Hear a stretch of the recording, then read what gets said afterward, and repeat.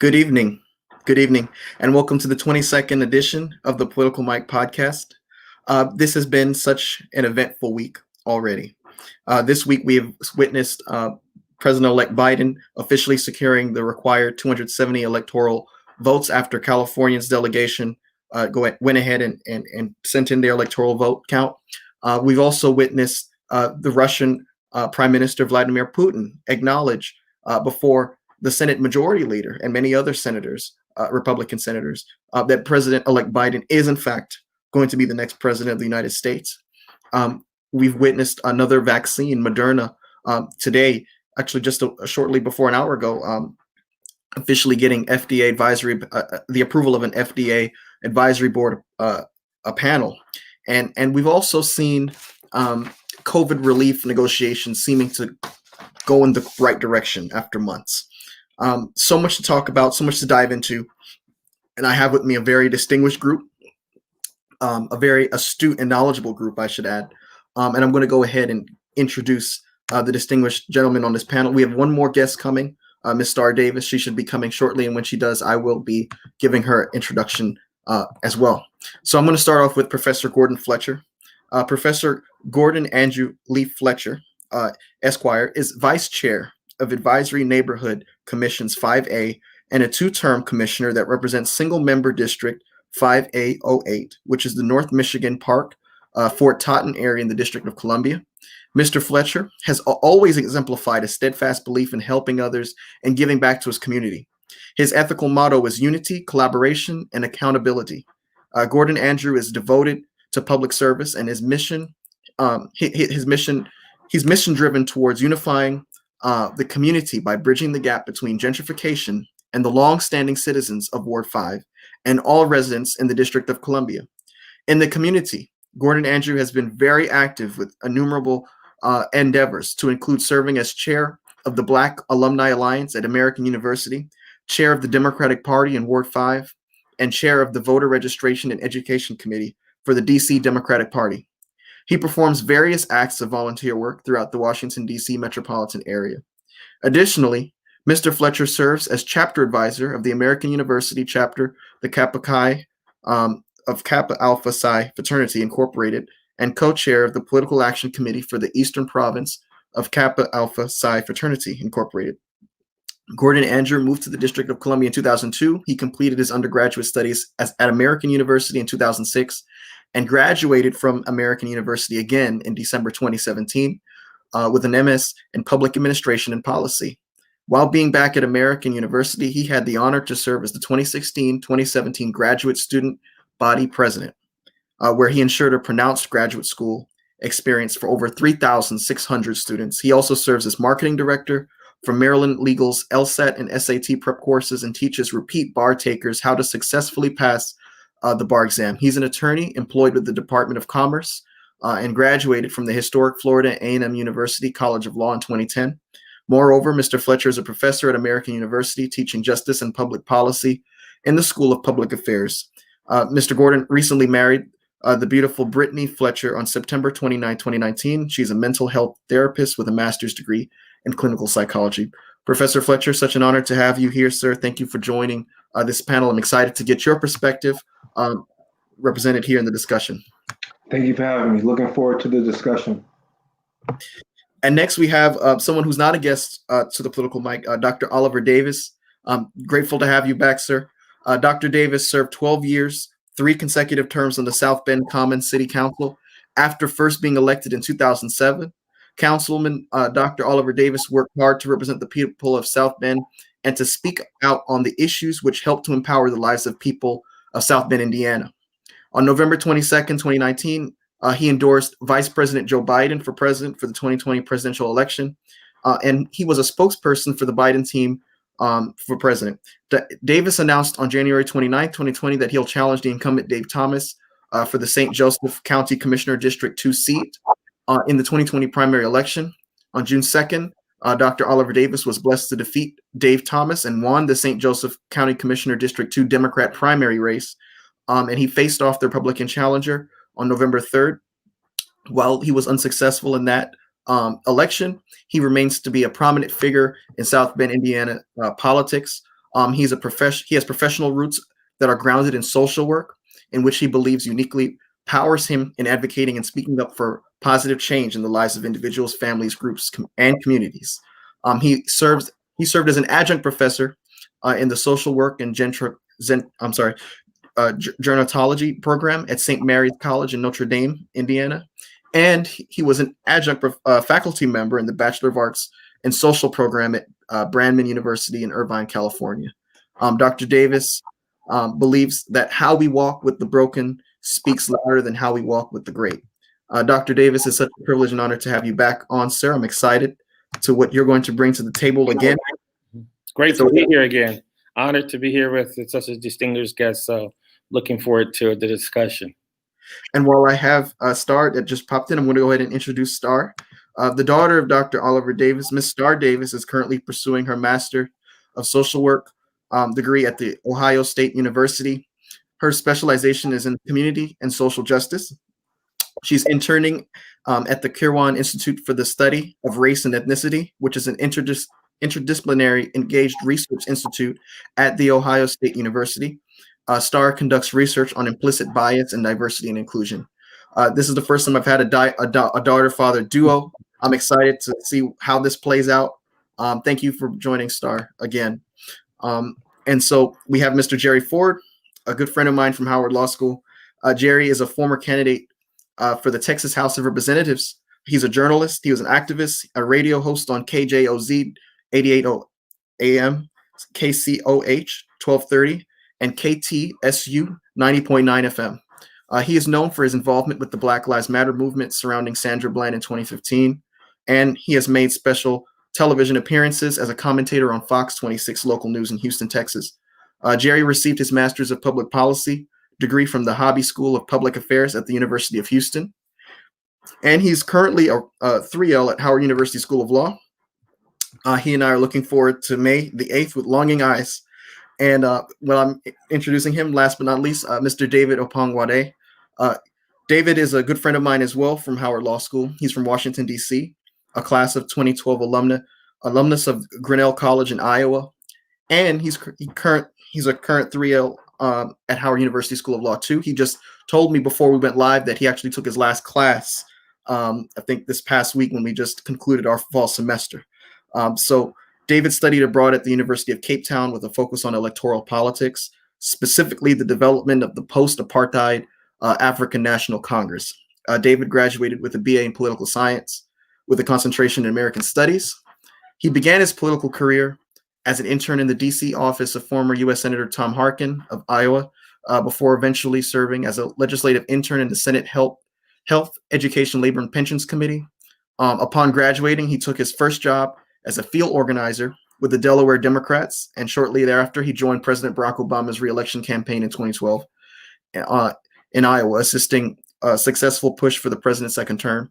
And upon returning to D.C. after the election, David joined the office of U.S. Congressman Alcee L. Hastings of Florida as a staff assistant, and he quickly rose to the position of legislative assistant. Following his time on the Hill, he returned to electoral politics at Southern Regional as Southern Regional Director for former Governor of Maryland, Martin O'Malley's campaign for president in 2016.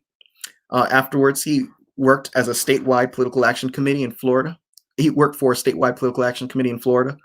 He delivered a TED Talk focused on community building before returning to DC and founding Forward Progress LLC. He has since worked with several campaigns in the DC and Maryland area, ranging from mayoral and city council to congressional races. So very accomplished group. I'm so excited to have with me this group, specifically at a time like this. I want to go ahead and start off the conversation by getting into a little bit of Georgia's Senate races. A lot of, Georgia has become, like I said in the last segment last week, the political capital of the United States. 538 had David Perdue, the incumbent senator, at 48.6% against his challenger, John Ossoff, who's at 48.4%. So this race is extremely tight. Some folks in the South would say it's tighter than a rattlesnake stuck in a drain pipe. And then you have Warnock at 48.5%, running against Kelly Loeffler at 48.1%. So this race seems to be a jump ball race right now. Federal judges, it's noteworthy, today in Georgia rejected a pair of Republican-led lawsuits that were aimed at actually making it more difficult to cast a ballot. Specifically, these lawsuits were aimed at ensuring that the requirement for having a signature on the ballot was heightened, and also it was aimed at ensuring that it was also aimed at attacking the way these votes are received in drop boxes. The federal judges today decided that the plaintiffs, the Republicans, did not have standing, and this seems to be a theme with these cases, not just with this local statewide court hearing, but the president's campaign going around making these lawsuits and these claims, only to run up against a brick wall to hear the judges say there's no standing. So I want to open up the floor with you, Professor Gordon. From my view, before we even got to this point where lawsuits were coming out, I always thought that the removal of Section 5 from the Voting Rights Act really left the decision of how these voting laws are implemented squarely in the state's jurisdiction. So any challenge to any of these voting laws seemed to be, running against the odds were stacked against it.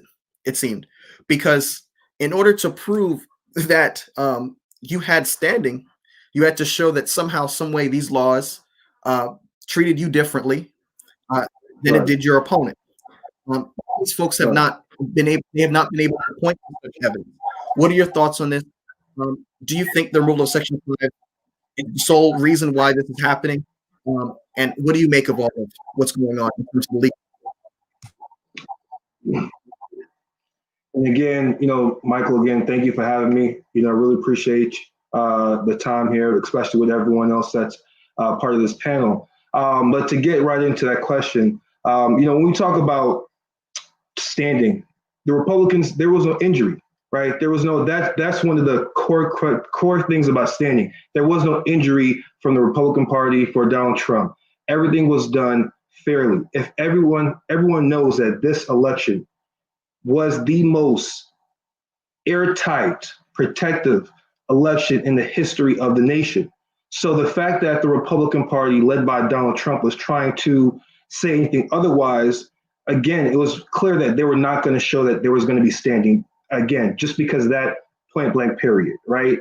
And so we need to just recognize that all of these cases were meritless to begin with. And that's just what we're seeing based upon the decisions of the court. So, I mean, that's just really it. I don't really want to get into too much hoopla around it, because the allegations alone were, again, meritless. So that's kind of where I want to start with. Thank you, sir. And, I just want to also,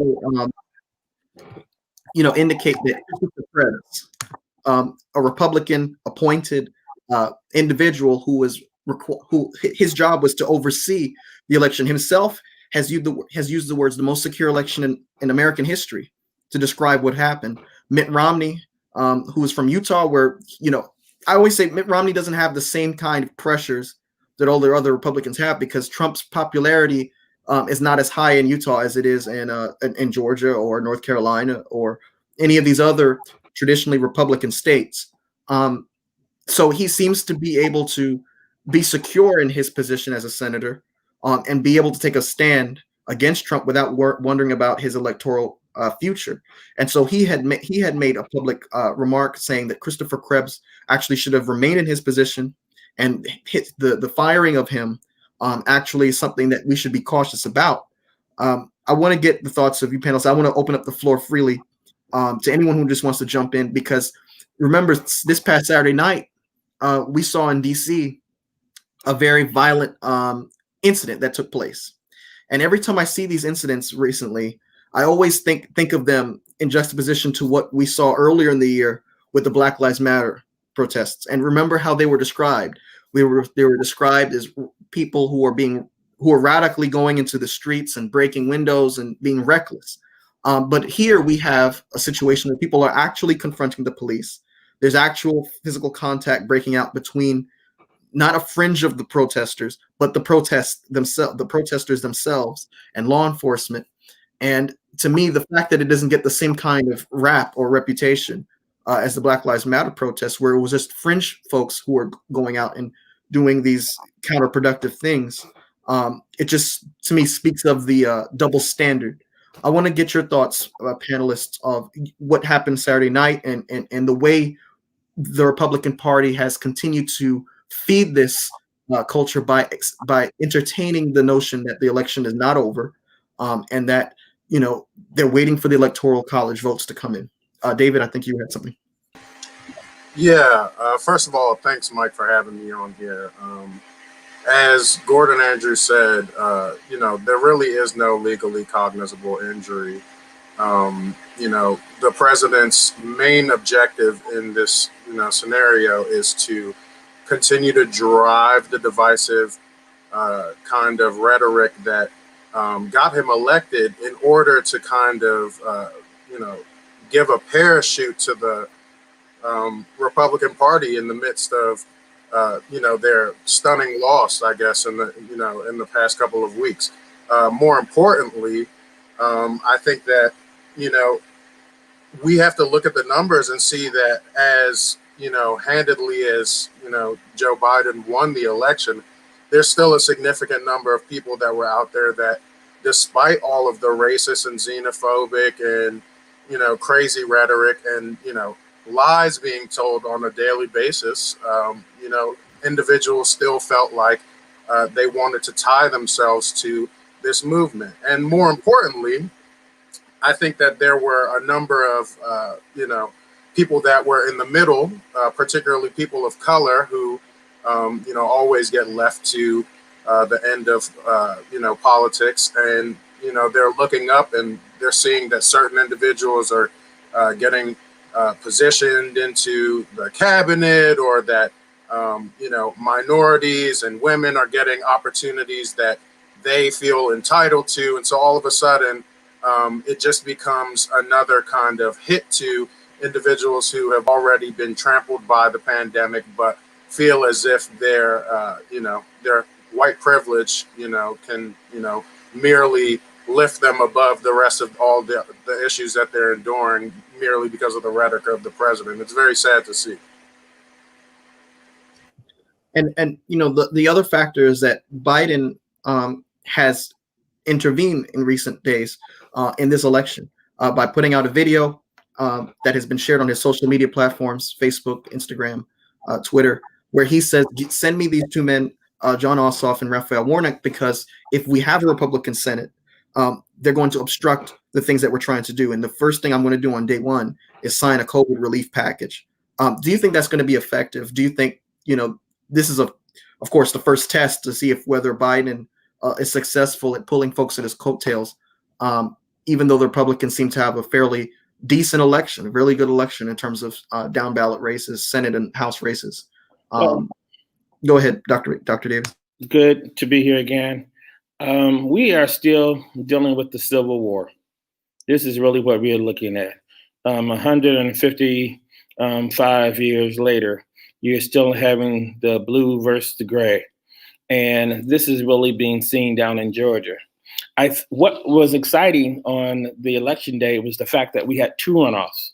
I think having two runoffs gives the Democrats an edge. If it was just one runoff, then you could play, in the basketball terms, you could double up on that person. But now that there's two, you got to spread out the offense. And since you got to spread out the offense now, it's going to be more of a challenge because the runoff has not ever really favored somebody who's number one. Because what happens is when you get to number one, number two and number three normally gang up and they beat number one. Okay, unless you have a one playing forward and 1 and 4 fight off number 2 and 3, there's a whole different strategy down south on how do you have to play in a runoff. And currently, Reverend Warnock was number 1, and there were 2 Republicans behind him. Typically, those 2 would gang up and then knock him out. But they can't play that same kind of ball when you have 2 different kind of races going on. Plus, the president himself muddied up the waters by saying that the election was a farce. So many of the Republicans were told not to even vote in this election.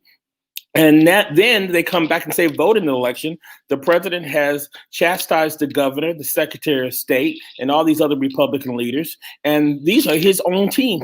You've seen a total conflict and battle with their own team, which is, from a Democratic standpoint, is wonderful, because from when you look at another team and they all screaming at each other and yelling at each other, you know yourself that you have a good chance that your team is winning.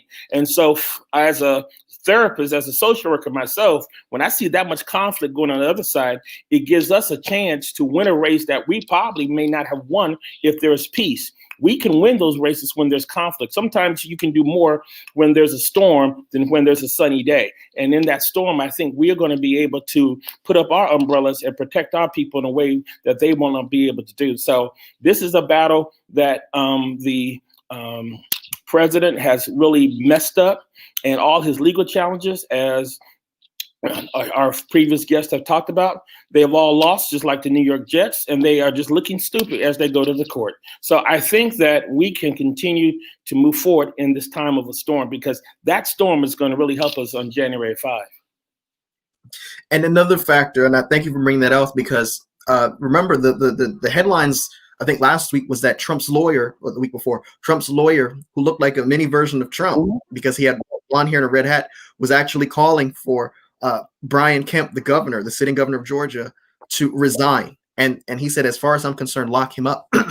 Then you had Ronna McDaniel, the RNC chair, having to level with the folks in Georgia and say, no, your vote does count. It does matter. And the folks are responding, well, if it's already determined, why am I wasting my time? Why am I going to go ahead and spend more energy in a runoff where the election is rigged?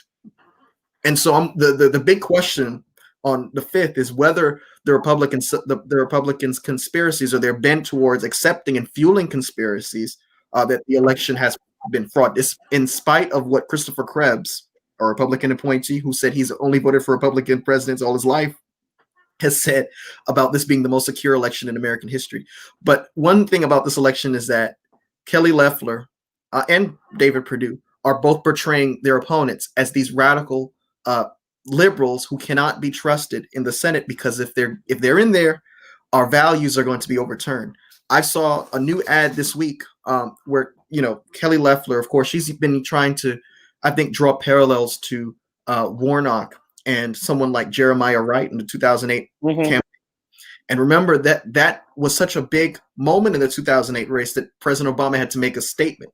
And then he went ahead and spoke, I think, to Anderson Cooper on CNN. And the campaign was really trying to readjust its message in terms of how it was going to tackle this. This was one of those low moments in the Obama campaign. Now she's trying to portray Raphael Warnock in the same light the Fox News crowd portrayed Jeremiah Wright, and that he's making statements that are anti-Semitic. She pulled statements from his sermon where he says Palestinian lives matter. She has pulled statements from his sermons that say, a lot of police operate with a thug mentality, and she has dressed him up as someone who cannot be trusted to preserve, quote unquote, Georgia values. I'm wondering if this social values argument is going to prevail in light of the fact that it seemed to work for Lindsey Graham. Remember, he went on Fox News to beg for campaign contributions.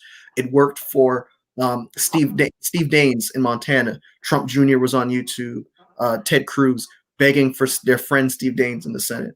I'm wondering if this is going to prove to be an effective tool for them in the runoffs. Jared, your thoughts? Yeah, Mike, I think it has been really clear, if not over the last 8 years, but the last few years, it's been really clear that the 70 million people who voted for Trump seem to live in a different reality than the people who voted for Biden, or the majority of Americans. So they are, I think, motivated off of a lot of these false realities, and a lot of the scare tactics that Fox News brings about. The question isn't whether this is getting towards any social values they may have, because I don't think that many people who consider themselves to be true Trumpers are motivated by any type of central principle or social values. They're motivated by Trump. And whatever he says goes. And the entire Republican Party has gotten behind that message. Even if it comes to moving away from some of their historical positions when it's dealing with free trade or a lot of other things that have been like central tenets to what have made that Republican Party. So what Republicans are saying right now is, Trump lost the election, but they are afraid to lose his supporters and his voters. He had 70 million people come out. And when I look at this Georgia election, it was a Senate race, I think maybe 8 years ago in Georgia, where when Obama was on the ballot, the election moved into a runoff because the Democrat came like 2 or 3 points short because Obama was on the ballot and people came out in Georgia. Well, a few weeks later, when they did the runoff election, that Democrat lost by like 17 points. So, the question that I think Democrats should be asking is, okay, Republicans understand what motivates their base, what's going to get their base out. So these tactics that you're talking about, that's going to get their base out in Georgia. The question is like, what is going to get Democrats out, right? Since there's no general election, Biden is not on the ballot, Trump is not on the ballot to motivate people to come out. Are the people in Georgia going to come out and vote the same levels they did in the general election, or will we see what happened in 2012, where the Democrat ran close in the general election, but in the runoff it was a blowout?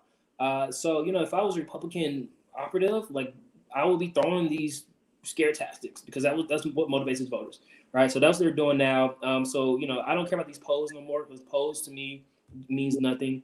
We're just going to see what turnout is going to be. So I'm interested to see how that turnout is going to be. I think Biden had a rally, a couple of days ago in Georgia, but we'll see. Hopefully, Stacey Abrams can really get people out. But that's going to be the deciding factor is like what is going to motivate Democrats, because we know what motivates the 70 million Trump voters, which is lies and crazy stories. So that's going to be the story I think on January 5th. And the flip side to that is that John Ossoff and Warnock seem to be unified in their messaging too, in that they're saying the senators, your sitting senators, were making out by getting stock when they knew that there was a pandemic that was going to be so grave and terrible as it has shown itself to be. I know that there's been an ad running where John Ossoff says that David Perdue, who sits on the Intel Committee, I believe, received briefings, classified briefings, and he did not take the necessary precautions as a senator, as your representative, to let you know how bad this was going to be. And the same attack has been made on Kelly Loeffler, and that she took out stock. And I know Forbes magazine came out and said that she was actually the richest politician on Capitol Hill right now. Star, in light of these, messages, you've got the Republicans talking about values being under attack.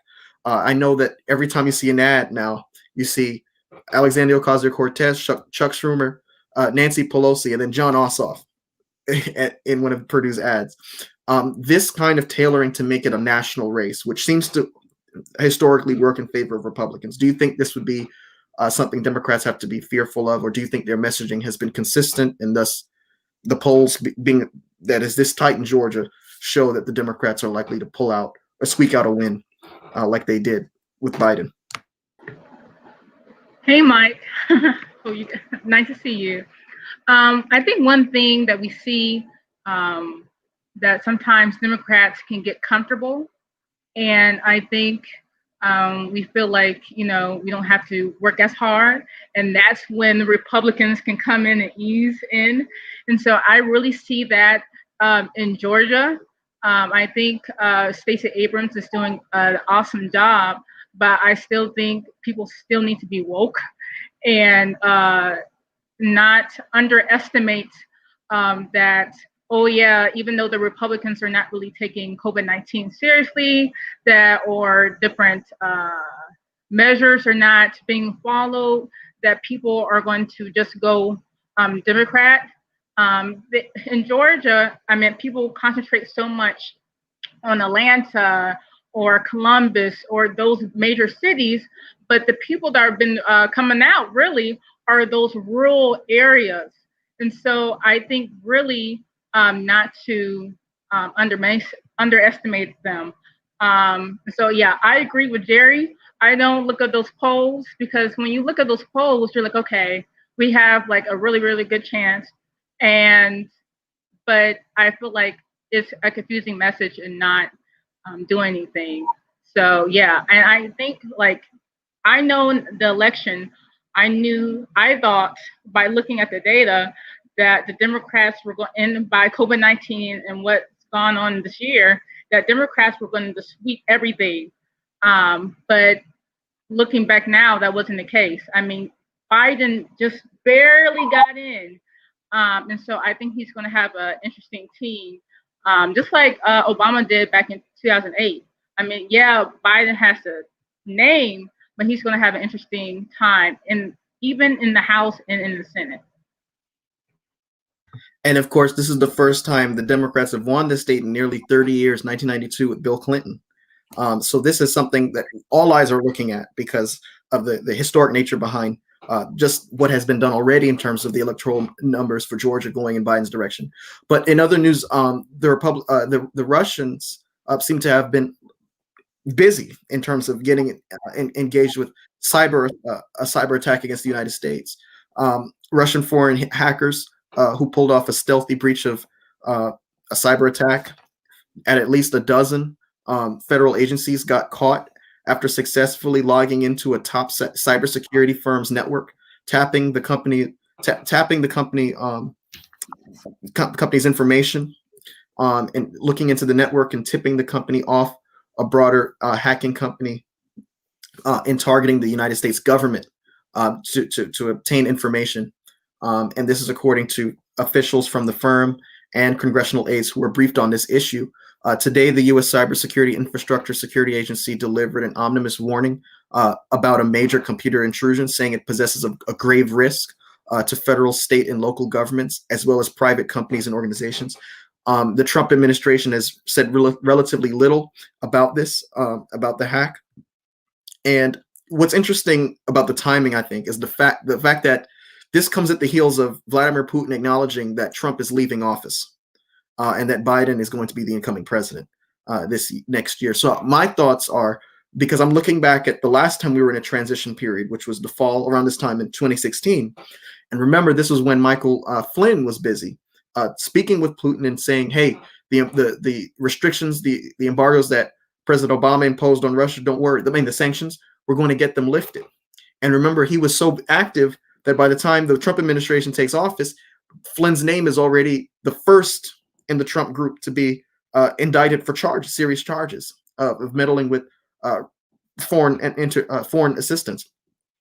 So I'm reading this book by Bob Woodward called Rage. It's the sequel to his book Fear, the first book he wrote on the President Donald Trump's administration. In the chapter 3 or 4, this was an interesting point. He said that when Rex Tillerson was called to meet with Trump in terms of speaking about possibly serving as the next Secretary of State in the new administration, Rex Tillerson, who was the CEO of ExxonMobil at the time, received the Russian Medal of Friendship, I believe, who knew Putin and listened to Putin, and Putin had told him that Putin told Obama, leave Assad alone, because if you take Assad out of Syria, the problem is who's going to replace him, right? And this was in 2014, of course, when Obama had made his famous red line and said if he crosses that line and if he makes a chemical attack against his own people, the United States will respond in force. So Putin, according to Rex Tillerson, according to this book, is making this case that there's an opening here. We can work something out if we leave Syria alone, because Russia has a special security interest in Syria. And so I'm wondering if the fact that Putin acknowledges that Trump's days are but a short time now, if this cyber attack came as a result to hastily make this move now before the huge transition of power takes place and the foreign policy in terms of Russia-U.S. relations changes drastically. I want to get your thoughts. Okay. Go ahead. I would say this. When a family is in transition, a mom dies, a dad dies, or a child moves out, that family is in a very vulnerable state because transitions are at times of change. And so the most dangerous time in our democracy is from the day of the election all the way to January the 20th, right in that period of time. Years ago, it used to go all the way to March, but we don't have to worry about that. We can get to DC faster than horse and buggy now. And so they moved it into January. And that's a very dangerous time because transitions, you're having muscle memory, knowledge of a lot of your experts who are leaving, other people are coming, and the communication is that gap. And if you can see my hands like that, there's some holes that are between my fingers, and different things can sneak through. And that is often, that's why this foolishness with our current president of challenging the election and spending so much time on that issue and not even speaking out of this has been so dangerous. It's put us in a very vulnerable state. Because again, in times of transition, somebody has to be the one leading that family through that transition. And if you don't, that family, that church, that organization can totally collapse, or there could be major issues. And Putin is a wise man, and he's not any kind of fool at all. And so therefore, he knows how to use these transitions as a way to attack. His friend, who has been our president for the last years, is now leaving. And he may not, well, he will not have that same kind of open arms that he will have under the Biden administration. So he can speak out of one mouth and say hello, and at the same time, shoot your mom. Okay? And so you have to understand how people play that game and send flowers too. So when you're dealing with people who can shoot, smile, and cry all at the same time in the middle of a transition, you got to be very careful. I've heard the argument that was made by a foreign policy advisor who served in both Democratic and Republican administrations, and I've also heard this echoed in the Bob Woodward book, that Russia always wanted to be seen as on the same playing field with the United States internationally in terms of global affairs. And so the question is, if the Biden administration doesn't give Russia that legitimacy, are we going to be looking at more hostile acts and more of a distant and cold relationship with that country? And I want to get your thoughts as whether, the Trump administration's 4 years has set us back in terms of being firm with Russia to ensure that there will no longer be hacking in our elections. Remember, the FBI concluded that Russia was involved in our 2016 elections. That's not a partisan point. That's the FBI. Has the Trump administration set us back? And should the new administration level with the Russian government and look at them and treat them with more legitimacy? So I'll chime in here. I think President Trump and his entire administration has set us back on foreign policy initiatives by leaps and bounds. And the only foreign leaders or countries that I think Trump has been able to establish or have a long-standing relationship with are those dictator-style countries. And so I think what we need right now with the Biden administration is to kind of go back to an Obama period where, foreign policy was one of the stronger suits. And so with that being said, no, we don't need to move away from Russia per se. I think Biden administration needs to have a relationship with as many countries and many foreign countries as possible. But the type of access that the Russians have had, the type of freedom that they felt under the Trump administration, that needs to stop. And I think that's what's stopping, and that's what the Biden administration is showing already. And I think that's one of the things that Putin and others are just really afraid of and really bothered by, the fact that they're not going to have that same access, that same freedom as they once did. So the Trump administration, by leaps and bounds, has taken us so many years back when it comes to foreign policy that I'm hopeful and prayerful that the Biden administration, along with Kamala Harris and others, will be able to take us back to where we need to be. Anyone else? Yeah, I really think that, you can look at it this way, where I think these last 4 years under Donald Trump might have made, I think, America's foreign policy towards Russia I think a little more firm going forward, because I think back to 2012. If you guys remember, it was a question asked to Mitt Romney during the campaign, and they asked him, what was who was America's biggest adversary, like who should we be focused on, in a foreign perspective. He said Russia, and everybody laughed at him. The Obama campaign ran these ads, making jokes of him, saying he's out of touch, he doesn't understand foreign policy, we're not even thinking about Russia. And that was just 8 years ago. And now with Trump being so friendly to Russia, I think it's brought a lot more attention to that relationship.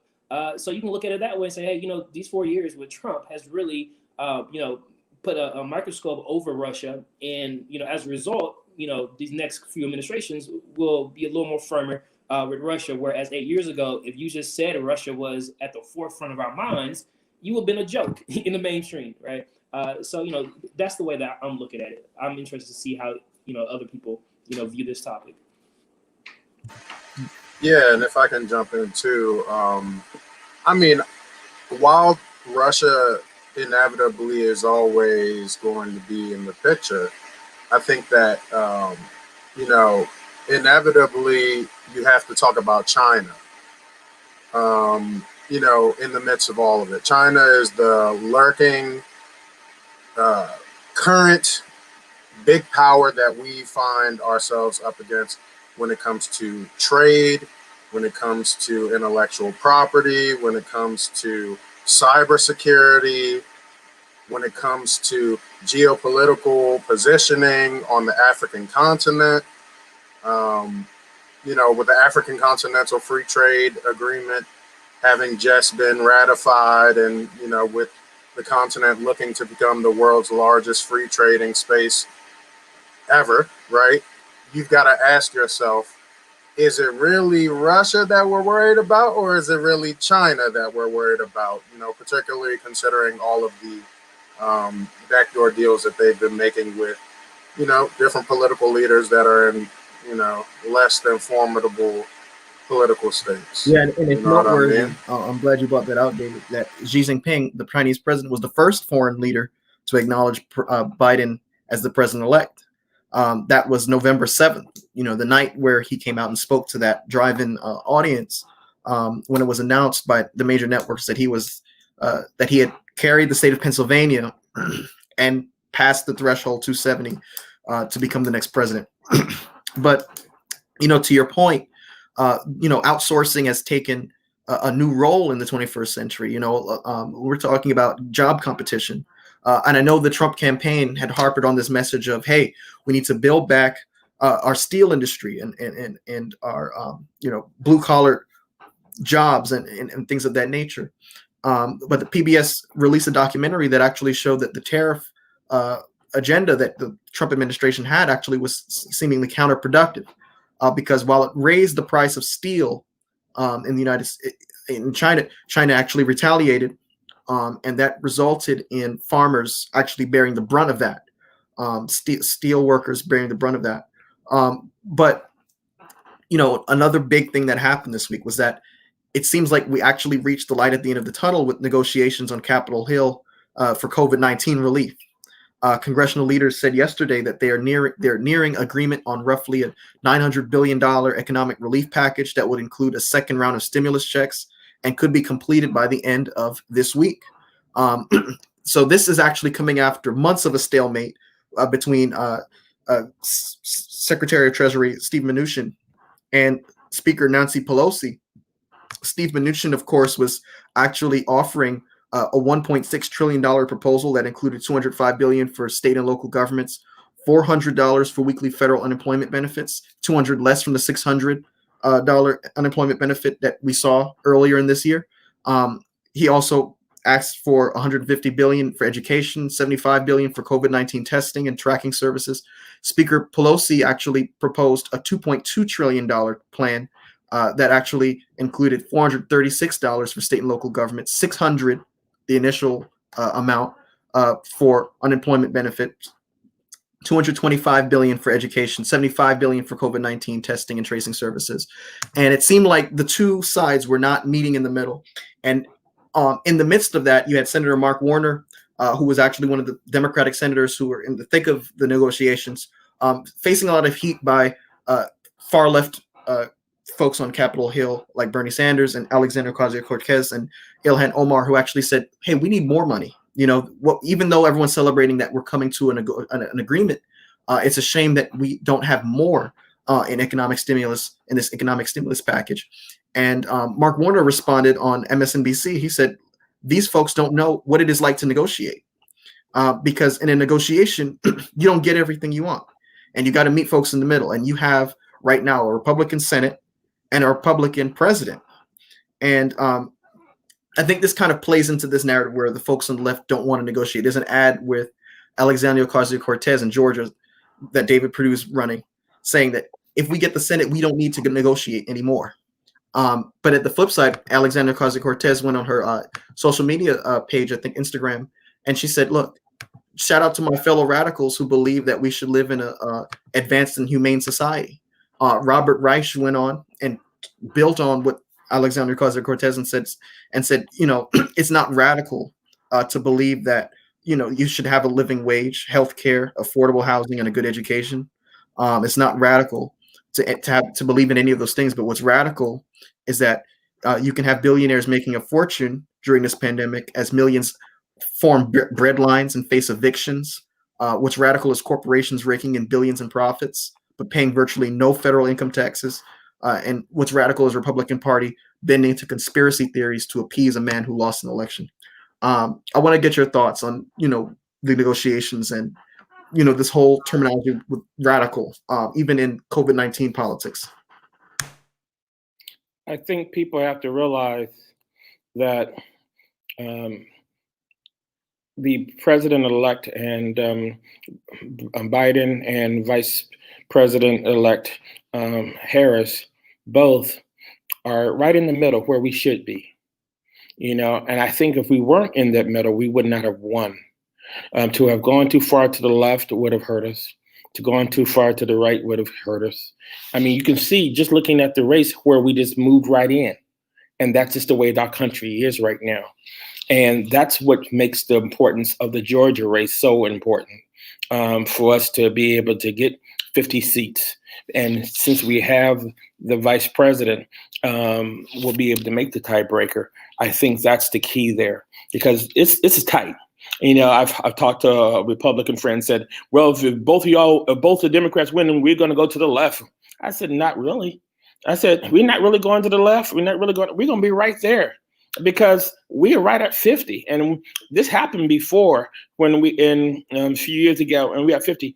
And that's just the way this country is. And you have to look at that. So these negotiations are in that same kind of vein, where it's a tight situation. And you have the people from the larger cities and more urban cities who have to deal with the fact that those of us who live in the Midwest, I live in Indiana, we weren't able to deal with all of the Biden wave. I mean, we had to just deal with a whole different ballgame. That's the whole middle of the country. You leave out all those other states, and you deal with where we are in that middle section, and even a lot of the southern states. It puts us right there.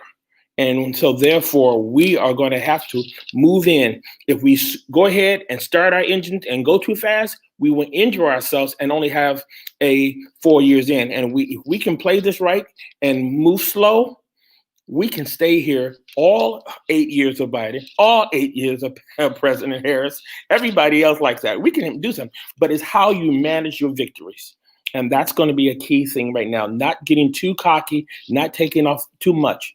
So we may have to go with this kind of a negotiation right now, and then come back after President Biden becomes officially the president, and then come back with another better package at that time based on the Georgia elections and do better. I would love to have that $1,200 stimulus in my thing right now too, but right now we have to deal with unemployment issues, people about to lose their homes, about to lose everything else. So let's take care of something, and something is better than nothing. And what do the rest of you think in terms of, what the package that actually became what we're dealing with now is compared to after, all of the proposals that were made during the long months in 2020 after I think May, because remember the Paycheck Protection Program, the PPP loans to small businesses, that's running out. The unemployment benefits that folks saw earlier in the first quarter or second quarter of this year, that's running out. And so, being that it's so close to Christmas time, folks are really looking for some kind of federal assistance and intervention. Did this meet your expectations? This is better than nothing at this point. I think, kind of alluding to what Dr. David just said earlier, at this junction, Christmas is days away.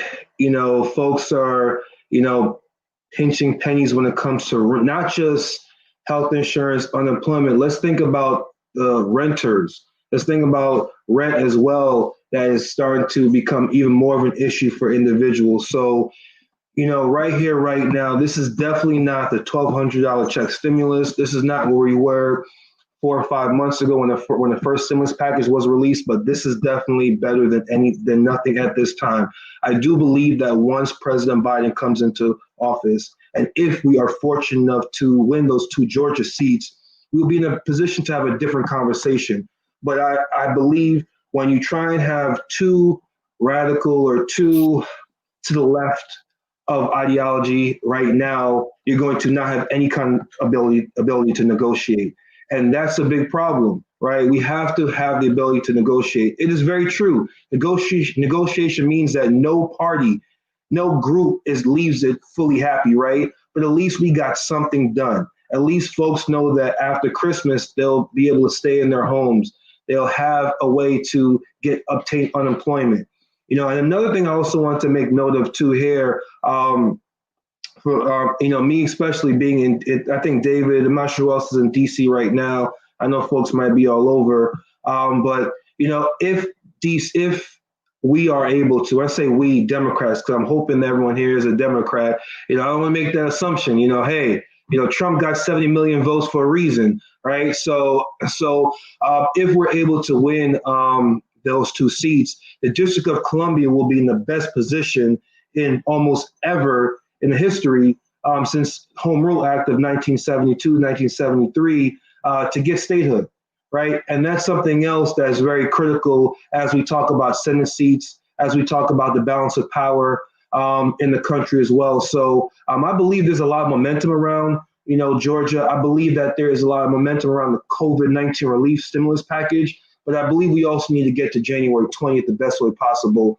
And I think this stimulus package gets us there by the same time taking care of people the best way we can.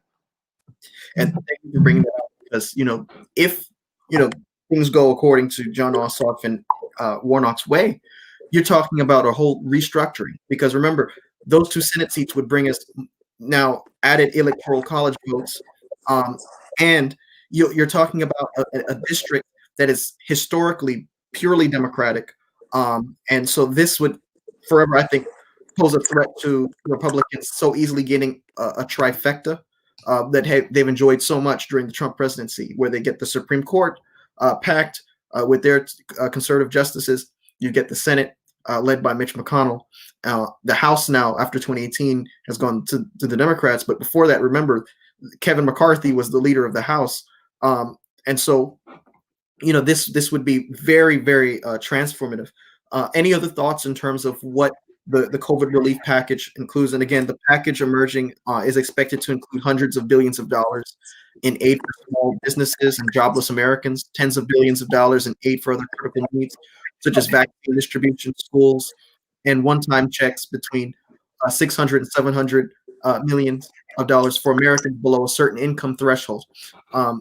This seems to be a solid negotiation, especially after waiting for so many months. We went through a whole summer without seeing any kind of bill put forward by either, I guess, passed through both chambers of Congress. I'm curious to get your thoughts in terms of, how this plays out, because someone did make a comment. Look, we get that we have to negotiate, but at the same time, you got to deliver for the folks that put you in there. What are your thoughts? Yeah, Mike, you have to make a deal right now because this is life or death, right? It's not just life or death for individuals, life or death for people's businesses. It's life or death for people's livelihood, for their health care, because we're 9-10 months into this pandemic. So people need assistance now. And as much as I may agree with most of the talking points for some of the people that you talked about earlier. At the end of the day, you are here to help people, and we might not be in the negotiated position that we would like to be. That's most ideal. But at this point, you have to give people assistance, right? So we have to, come across and negotiate and get a deal so people can get assistance right away. And then hopefully, next year after this runoff election in Georgia, and as a new administration comes in, we'll be in a different negotiation position. We have more power. But you can run this risk and too caught up in this political cycle back and forth and forget about the reason that you are really there. You're there to help people out, right? And this is no, other time in history, I think, recent history, where, we can show how much government can really help people. And this is a time where people need help from the government, need assistance from the government. And if we cannot get a deal, during these circumstances, it calls into question, a lot of question about the entire institution. We can't get assistance during a pandemic. So, I hear and I agree with a lot of what AOC said, and, some of, the figures on the left. But at this time, we got to be adults here. Got to come to the table. We got to take, what we have in front of us and try to get the best deal possible. But at the end of the day, we got to make concessions because, look, elections have consequences. And we lost the election in 2016. And we're in a position now today because of something that happened 4 years ago, right? So we can't fix that. We did what we can in 2020. So hopefully in the future we'll be in a better position. But right now, we need to give people assistance. So we need to maybe make some compromises, but people need something, need help right now. So one wild card is the fact that Trump has been so consumed with proving that he didn't lose an election he actually lost. So he's been consumed by this, the results of 2020. Would he actually, after Mitch McConnell's Senate passes this bill, would he actually be interested or vested enough to actually pass it, being that he has nothing to gain politically from it? I want to throw this out.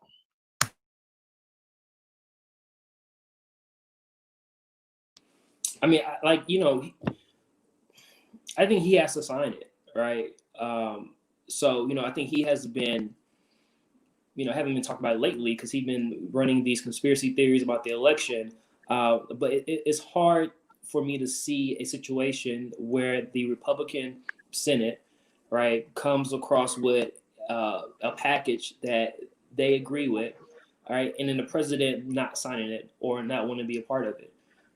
So, I think if there is a deal to be made, I think it is in Trump's best interest to make this a political victory for him, because at the end of the day, this is not, I think, his last stand. I think he's going to announce his, new election for 2024 after Biden is inaugurated, right? So this is in his interest to sign, a package and get people assistance for his political future. Star, I think you're going to say something. Muted. Yes.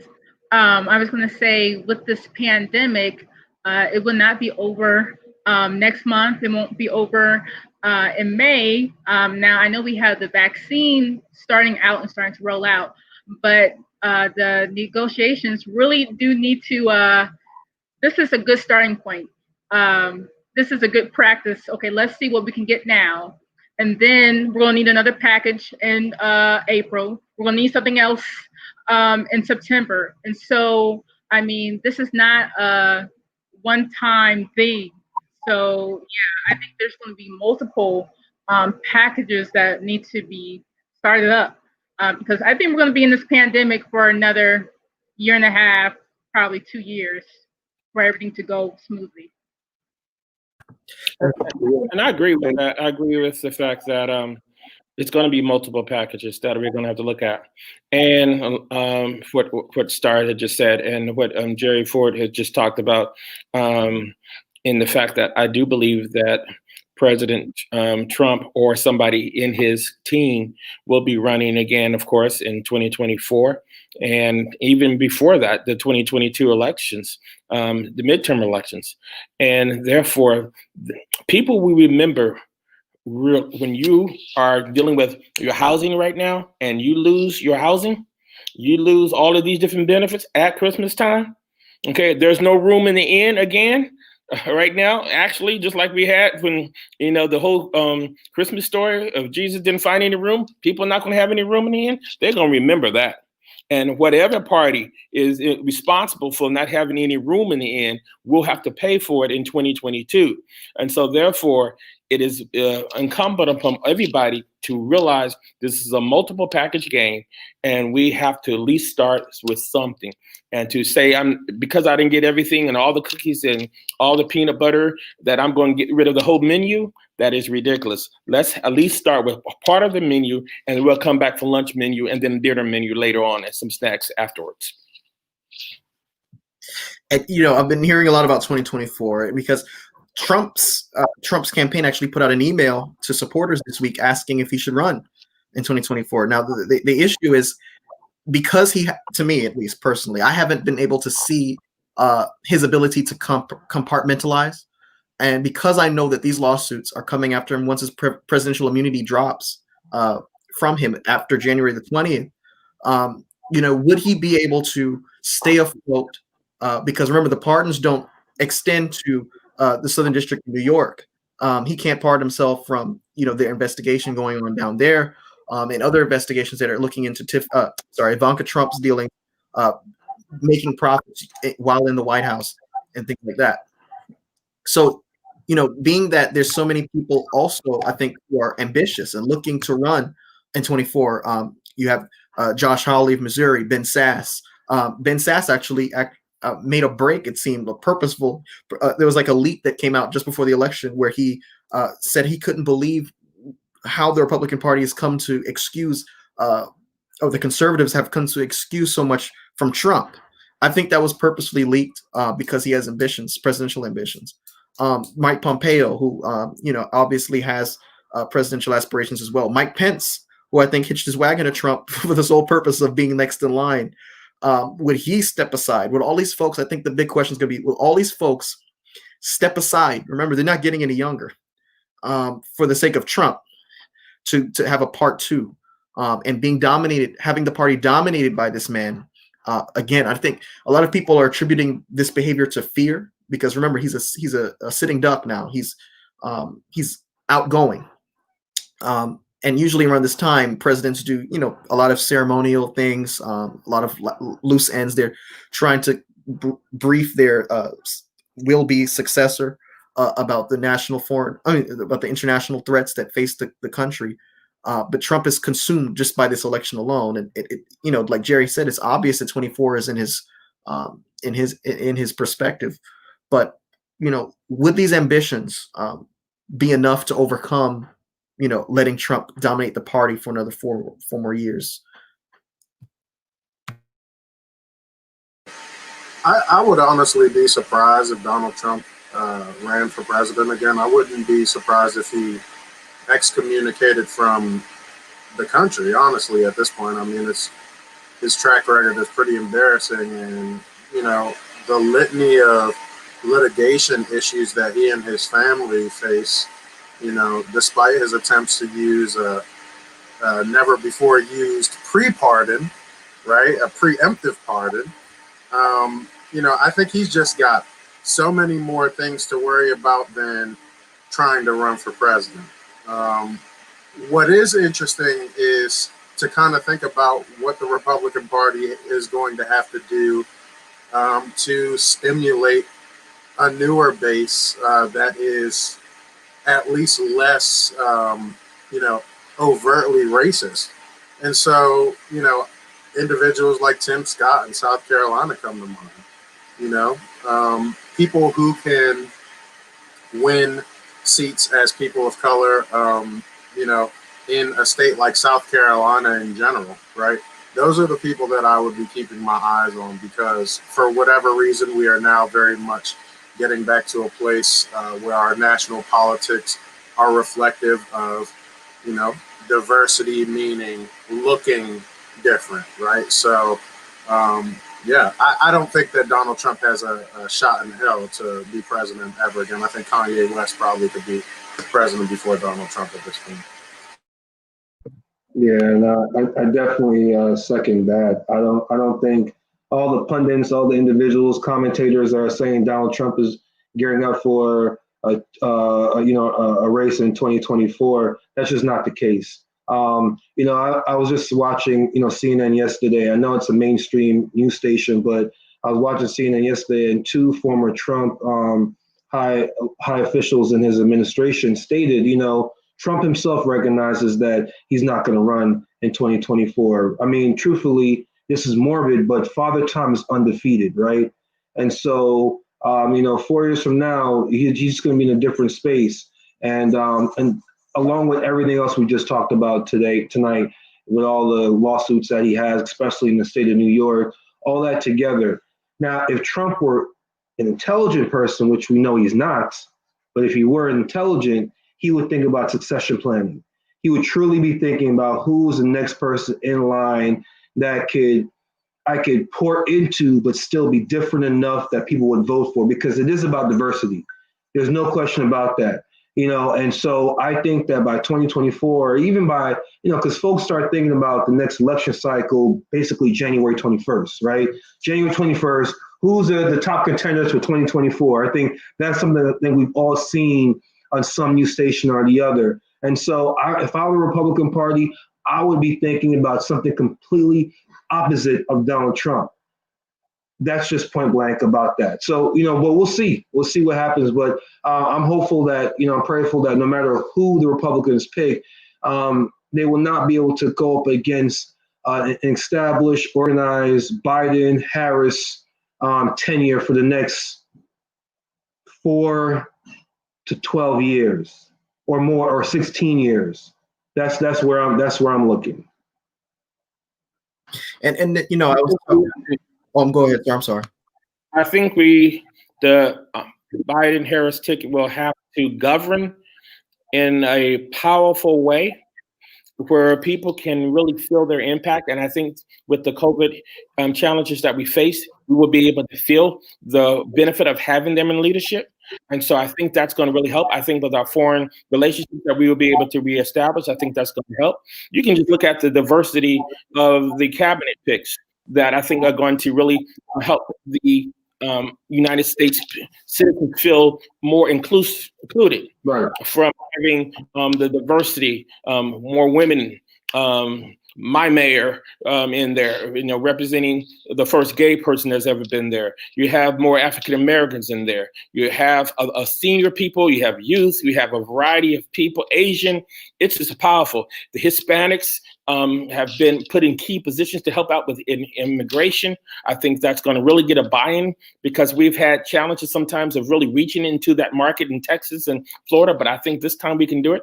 But even with all those good things, while we govern, we're going to have to get ready for 2024, because the reality of it is still, and I think Star had alluded to this earlier, is that we would have thought that we would have had more blue tailwinds coming this year with everything happened, and that did not happen. And so we are at a very interesting state in our country where even when we do as much as we can, we still got these 70 million people out there that are still locked. And if we go to sleep for a second, the winds can change and we are in trouble. And I want to that point, sir. I wanted to add, because I had a conversation with someone and they were saying, oh man, Trump is going to be the nominee in 2024. I said, we don't know what these next 4 years has. Think about it. Like in 2016, did you think that a global pandemic would determine what the next election would be? And then, you go back to 2004, since the 21st century, it seems like every election has had its own theme and unique challenges that are unique to that particular time in history, more so than in the 20th century, where events kind of bled into election years. Case in point is like 2004. That election was dominated by the issue of gay marriage and the Iraq War and Afghanistan. Remember, we had just invaded, I think Operation Desert Freedom had happened the year before or 2 years before. 9/11 was still fresh on folks' minds. And George W. Bush seemed like he was the captain behind the helm, and he needed to stay there. 2008, Lehman Brothers goes under, the housing bubble bursts, and we're in economic crisis not seen since the Great Depression. 2012, I think, was dominated by the Affordable Care Act. The Republicans tried to make it about fiscal conservatism. which was like evident by their debt clock in the RNC that year in Tampa, Florida. But the ACA seemed to be overall the thing that folks voted on. And I was working in the campaign, and a lot of folks were reluctantly telling me they're voting for Obama, they're Republicans, because they couldn't afford to lose their health care. 2016 seems to be the challenge of the establishment, a desire for something untried. And I think that was evident with Bernie Sanders and Trump getting a lot of crowds. In 2020, it seemed like the complete opposite of 2016. We want to return to normalcy. We want an adult behind the wheel at this time of a pandemic. So who knows what 2024 will have? I think that if the pandemic didn't happen, Trump would probably win re-election. The fact that it was so close, and he seemed to have done all these things wrong in terms of public messaging. He himself caught the virus, and then he made a public display of taking the mask off at the White House. I mean, all of these things would normally tank somebody in regular political times, but it seemed like he was just floating above all of that. But another thing is that, oh, go ahead. I'm sorry. No, I was just going to say that. Well, you know what? Keep going. I'll wait till you're finished, Michael. Keep going. Okay, I was just going to say, January 6th seems to be a key date that folks are looking at now. It was this week when the electoral votes were counted, but now everyone's looking to the 6th of January, and the test is now. It's so ironic that Mike Pence, who hitched his wagon with Trump, and I've read books where staffers came to Pence and said, "Hey, tell Trump we can't just get out of NATO." Pence would throw his hands in the air and say, "There's nothing I can do about it," and run to his office and distance himself, I think purposefully, because he wanted to preserve his image of being okay with the traditional conservative faction and the Trump faction to improve his chances for the future. But I think now that he's in a position where he cannot run away from the decision, he either takes a position that he should take, which is to ratify the electoral votes that have been counted, or does he do something unprecedented and try to make a last-ditch effort to overturn the election results? Professor Gordon, I think you had a thought. I was curious to get that thought before we transition. Yeah, I was just going to say, I mean, again, at this point, on December 14th, the 530 electors of the United States of America cast their official ballots. At this point, all ballots, the election was official after December 14th. Anything else that occurs is just Hail Marys that are going to be nothing more than that, Hail Marys. And then the other thing I was going to say to what you were saying before was, a lot of times with the Democratic Party, yes, I do believe that if COVID-19 did not come about, there is a good chance, a high probability that Donald Trump would have won. However, we also have to recognize with the Democratic Party, especially even when President Obama won, the Democratic Party is most powerful when everybody comes out, right? So I think the Black Lives Matter movement that's occurred in the country, I think that in itself created a movement that was going to push Joe Biden over the hump. Let's remember the killing and the murder of George Floyd, what that did, and the conversations around defunding the police versus reallocation. I think there was a couple different, with COVID-19 being on the top, policies or policies that really shaped this election cycle. And I do believe that the Democratic Party is most powerful when everybody comes out the way that we did this election cycle to beat the Republican Party. So those are just some things I wanted to add to the conversation. Thank you. David? I think also, Democrats have been, and this has really been, a reemergence since the Obama years, but we've just been killing it in terms of the field game. The early voting, the voting by mail, the strategic voter outreach in terms of looking for hotbeds of, spaces where people are either known Democrats or leaning Democrat or leaning towards a progressive issue. The Republican Party just assumed that they could scare people into not voting. You know what I mean? The Trump Party, I should say, I'm sorry. The Trump Party basically, thought that they didn't have to go out and do anything. They just had to have these rallies and get each other sick, right?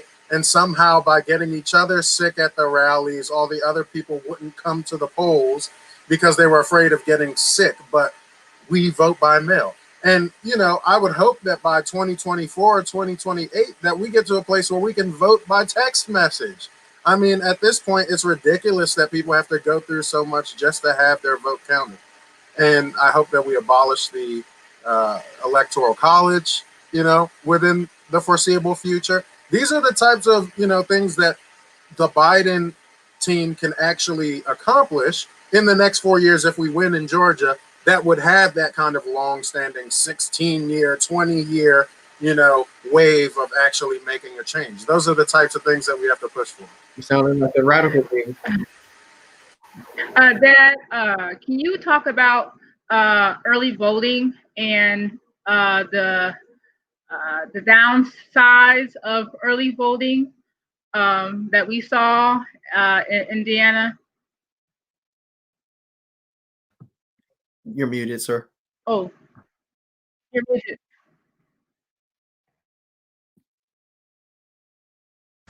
Still muted. Okay, I'm ready. I tell you, sometimes the vote seems muted, and then we got to make sure that it doesn't get there. And I think that early voting, I think, is a great thing that we can have. I think the challenge that we have to face is, while a lot of our attention was on early voting, we still needed to have a stronger emphasis on the day of the election. When we keep saying everything early vote, we got to play early vote game, and we have to play the day of the election game too, because of the fact that while some people got caught up in the big lines that we had, I know here in our area, the Democrats on election day, that vote was not as strong as we were hoping because everybody said, well, we early voted. Well, the thing is, we got to do both. We got to still push the day of the election. Hopefully we can get to that texting kind of day. But until we do, we got to make sure that we get out there on that day and we do that. And Democrats have to work that rural area. We have to work the middle part of the country. We have to work in these other areas from those standpoints. Because again, we just cannot rely on the big cities, the Illinois, the Pennsylvanians, and those kinds of things. We can, in 2008, we won Indiana. Okay. And so we have to go back to these states. I'm glad we have Georgia now. We have to go back to these states and say, what can we do to finally get Louisiana? What can we do to finally get the Mississippis and everything else? We cannot let these kind of states just go and give them up. And that's why I'm glad that we are going to have new leadership coming in the DNC. And I think the person that is hopefully going to get that understands that, because he had that same challenge in South Carolina. And we have to be able to take those states and not just give them up and only win in the states that we want. We can do better. So I want to transition a little bit to, the cabinet picks before we land the plane. Biden has nominated Lloyd Austin to be Secretary of Defense. This is the first time an African American has been nominated for that position. So that was significant. Also, it would require a waiver similar to how James Mattis got a waiver in 2016 because of the law that requires that because of the desire to not have because of the desire to have civilian rule and not have it as a person who's a military personnel running the Defense Department. And so I've heard academics argue and say, look, this is setting a bad trend because we already had a Secretary of Defense recently who required a waiver. The only time that was the only precedent for that was George Marshall, I believe, in the late 40s. This is the aftermath of World War II. You also have Pete Buttigieg, who was announced this week to be Secretary of Transportation, who was a mayor of South Bend, Indiana, where Dr. Davis and Starr are from. And so I thought this was, before, I knew exactly what the position was he was getting. I knew that whatever it was going to be a position where he can make inroads with the African American community. And I remember, during the Obama years, I think Anthony Fox was the Secretary of Transportation, and the huge emphasis in that department during that time was to ensure that minority communities, predominantly African American, Latino communities, low income communities, are not subject to having huge highways or bridges run right through their communities, splitting the community in two parts or multiple parts, and destroying these communities, while also providing new routes of transportation, having a devastating impact for people of color. You've got Jennifer Granholm coming in, former Michigan governor, being nominated for Energy Secretary. She'll be succeeding Rick Perry. Marsha Fudge to be the new Housing and Urban Development, replacing Ben Carson. Tom Vilsack coming back to his old spot to be Secretary of Agriculture. And then Deb Haaland, who was going to be the first Native American to serve as the Secretary of the Secretary of the Interior, which is significant, and very, I think, ironic as well. I want to get your thoughts on these picks, and who do you think is another good choice for any department that wasn't brought up? I know that the administration received a lot of pushback and criticism, specifically from the Congressional Black Caucus, for not having more African Americans on the administration, so far. Of course, we don't even have the Attorney General yet, but I want to get your thoughts.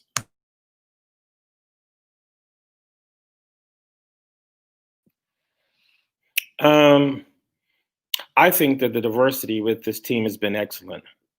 There's been a wide range of people that I think can really bring an experience to this team that is needed in our time in the country. When you even go with bringing back in John Kerry, Senator Kerry, back in to the leadership, and you look at the diversity with General Austin coming in. And I would even mention from our mayor's standpoint, when you think about the state of Indiana, you mentioned about highways coming in. In the city of Indianapolis, they had Interstate 65 and Interstate 465, the way they did that. When they designed that, it came through a predominantly African-American neighborhood. And it really cut through that, and it really hurt that neighborhood when they set that up. A lot of people don't know about that history, but those who lived in Indianapolis understand that. And so it is really appropriate that we have somebody from the state of Indiana that hopefully can understand that understanding, and for who's been our mayor, Pete Buttigieg, from that standpoint. While we here, we worked with Smart Streets, and the city of South Bend was known for transportation. It was one of the key cities. Everybody thinks about Detroit with car industries and everything else, but we had Studebaker. Studebaker is what built the city of South Bend, and we were even more famous than Indiana in terms of Indianapolis. And so therefore, I believe bringing a fresh leader into that area with having Vice President Biden, who now is president-elect, will be leading at the helm. I think having this team is going to be a great team to help fly the plane and move forward and then lead our country out of the clouds that we have been in. Go ahead, Professor. Yeah, I was going to say I am just very excited about the Biden administration and the picks that they've made overall. I think it's been a very diverse cabinet selection thus far. I think you get a little bit of Obama flashbacks, with folks like John Kerry, with someone such as Janet Yellen, who was served under Obama. I know that the individual that is being talked about right now for Attorney General is somebody that was also served under President Obama. So you get some continuity there. There is a relationship there between Biden and Obama, and you see it with some of the picks, right? But then you get the millennial, pick there with Pete Buttigieg, and then you get, Marcia Fudge, and Kamala Harris. So I think you have a good mixture of diversity, of age, of gender, race, and where they are just in their careers, right? And so I think that's what we want overall. Like, this is a cabinet, I'm looking at these individuals and I'm like, oh, you all are probably going to be here in 4 years. You're not gonna get fired or forced to leave after 2-3 months. And let's not forget Secretary of Interior Representative Deb Haaland. I think that is another amazing pick as well. So I'm just very, happy. One last thing I want to say, though, around the Attorney General, I think it's very important that whomever Biden picks will able to do or undo whatever Donald Trump is trying to do when it comes to executions, fast tracking executions. The firing squad that he's trying to bring back, and I know Biden himself is trying to be more of a moderate president. Getting rid of the death penalty and mandatory minimum sentences. So I think the attorney, that's the pick I'm really looking forward the most at this point, because he's done great with all the other picks overall. Because you're always going to get critics one way or the other, but that attorney general pick is going to say a lot one way or the other. So, yeah. I hope Doug Jones gets that position. I really think he fits the criteria, and I really think that is a position with him. So hopefully that would be his position. And I have to agree with you, Star, because I had the opportunity to be on someone else's podcast a few weeks back before November 7th, and I said, in terms of if Biden wins, I think Doug Jones would be that natural pick for him because of the relationship the two men have. I had the privilege and opportunity of meeting Senator Jones twice. In both situations, he gushed about his time with Joe Biden as a law school student, working in the Senate when he was. Giving him advice as the outgoing vice president. And I think that being that there seems to be a trend in terms of his picks too. These folks are moderate folks. If you look at them and analyze them and where they fit on the political, political scale. And I think Doug Jones, being a former prosecutor, remember he was the prosecutor that prosecuted the guy who bombed the 4 African American girls in I think a Birmingham church in 1964. Him coming after Bill Barr, and remember Bill Barr being fired, not fired, but I guess resigned. It was inevitable to me that he was going to leave the Justice Department after, of course, he made his public remarks undercutting President Trump's accusations that there was fraud. But the person who's replacing him is notable because remember when his national security advisor, former John Bolton, made a book that was unfavorable to Trump. This man was the one that Trump went to and said, go and find a way to prosecute this. I mean, to have a lawsuit against this man. And so what that tells me is that this person coming in, I'm trying to remember his name, Jeff Rosen.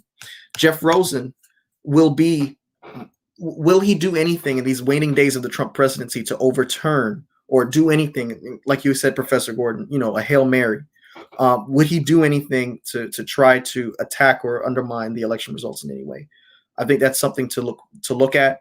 Of course, interims don't really get much buzz, but in this administration, they've proven to be folks you want to pay attention to. Any other thoughts before we? Yeah. So I'm a little nervous about Doug Jones, not because he doesn't have an impeccable record, but because the state of Alabama is still the state of Alabama, and you want to keep a Democrat, in a Senate seat wherever possible. It's always one of those situations where it's like, yeah, he'd be great for this position or he'd be great for this position, but who's going to fill the seat? I mean, you look at Mississippi, for instance, Mike Espy, right? He ran twice, and has lost miserably both times. It's like, the South is the South. And so how are we going to keep that in mind instead of just, kind of having this objective of creating an image of diversity? And whether or not that image of diversity is a proxy also stands to be, challenged over the next couple of years. I think, like Dr. Davis said, the proof is in the pudding, and we have a very real problem that affects every single person and touches every single one of these cabinet positions, and that is the pandemic. If people focus on alleviating the most affected immediately and trying to bring this country together so that we can eradicate this pandemic and move forward, then it won't matter who's in what position. That's all the people need at this point. I want to Go ahead. Go ahead. I agree. The thing that you have to consider, though, is that since Doug Jones lost his position, that's what frees him up. They're having Tommy About Tuberville. that, Dr. Davis. You know what? I appreciate you for that. I forgot Yeah. that Jeff lost. If he had won his position, no, I agree. But they're going to have the old coach from Auburn come in there. And I can't even say roll tide on that because that's foolishness. But anyway, but I think with Doug Jones having the freedom now to move forward, we don't have the seat anymore. And so that's what we can look at. And he stayed true to his vote, even though he knew that was probably going to cost him in Alabama. And I appreciated that because you could see some people go to the right trying to become a Democrat Republican, and he didn't do that. And so I do see that that's great. But I'll say this. I would like to see him. He's done great, but I think we still need to find a role in that whole area in the Justice Department for Sally Yates because of what she did and how she really helped to really create this and stood up to Trump and was one of the first ones that got fired. So it would be. On the short Pardon list? me? She's on the short list, right? Sally Yates. That's right, and she was part of the Obama administration as well, correct? When they fired her, she became interim. She stayed over, and he fired her. So I think that you got to have both of them because to clean up that mess is going to take something else. I mean, I'm telling you, you got to bring in the cleaner, the broom, the mop, everybody else. I mean, it's going to take a lot of folk to clean up what happened in our Justice Department. So having both of them, I mean, hey, you want to throw in Professor Gordon, you want to go in there and help him out? That'd be cool. If they'll have me. So it's going to take a whole team to clean up our Justice Department. And I think both of them would be great kind of people who can really do that because it's a mess in there. And you see how Barr is trying to sneak out and say, did I do that? Kind of attitude like an Urkel on the thing, trying to sneak out. Yeah, you did that. You did that. We know that. So a wild card on the short list is also Merrick Garland, who was supposed to be the Supreme Court justice right now if Obama had the hearing like he should have. I had met Merrick Garland too. He came to Howard Law School, and he just looked like someone who should have been on the Supreme Court. But it would be so ironic, or poetic justice, I should say, if he ends up being the head of the department that's now responsible for overseeing a lot of the investigations that are, currently in motion surrounding this administration. I think that would be so ironic if that happened. But he's a wild card to me because I think his background is, he's a judge of the D.C. Court of Appeals, I believe. His background is more judicial than in terms of policy. It'll be interesting. He has a lifetime appointment right now, and so he would have to give that lifetime appointment for a 4-year appointment, which that's going to be a challenge. I can't see him doing it. And even though I would love the idea of a judge being in that position, it would be a gamble for him because you're talking about his legacy at that point. Considering that the Trump administration, if there's one thing that they did, it's they hired some judges, didn't they? All over the country. Thousands of seats.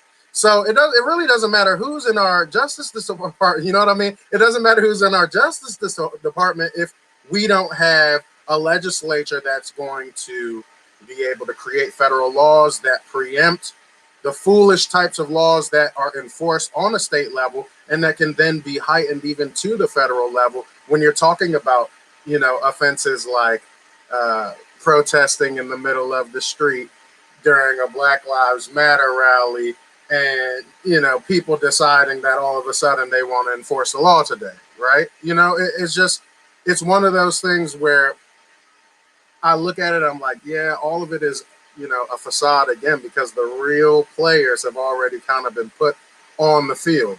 And so now you've got to ask yourself, what are we going to do, Mike, when you graduate from law school to protect the people, when they go before these judges? Really, the Justice Department can only do so much, but I hope that they do work on cannabis legislation so that they can, take it off of Schedule 1. So before we end, I think it's noteworthy to note that a lot of these picks, like Pete Buttigieg, I think they were strategically put in place to keep folks in the Democratic Party active and building their resumes. Like I said earlier, with Pete Buttigieg, now he has an opportunity to actually build on his resume to include policy initiatives that he's going to do as the transportation secretary, replacing Elaine Chao, Mitch McConnell's wife, to try to make inroads so that if he runs in 2028, he can point to specific tangible things that he's done. But it's going to be interesting. Who knows what we'll be discussing by then. But I want to thank each of you for the contributions you made. I thoroughly enjoyed this conversation. Professor Gordon, Starr, David, Dr. Davis, thank you so much for being a part of this. And Jerry Ford, when you watched the end of this, thank you so much. I really enjoyed it. We're getting close to Christmas. We're getting close to Inauguration Day. And in the midst of that, there's just so much to pay attention to.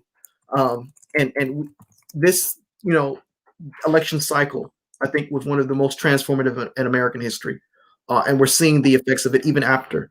There are folks who are undermining, the legitimacy of our election. And I think when we get to a place like that, when we can't trust our news sources, when we get to a place where we can't trust, vote tallies and everything, that's a very dangerous place to be, because no more do we have a strong democracy. Folks, we're 33 days from the transition of power. This whole journey has been a remarkable one, but I want to thank each of you for what you brought to the political mic. With that being said, I'm going to go ahead and sign off and conclude episode 22. Thank you. Thank you for being here. Wonderful Christmas. Blessings to you.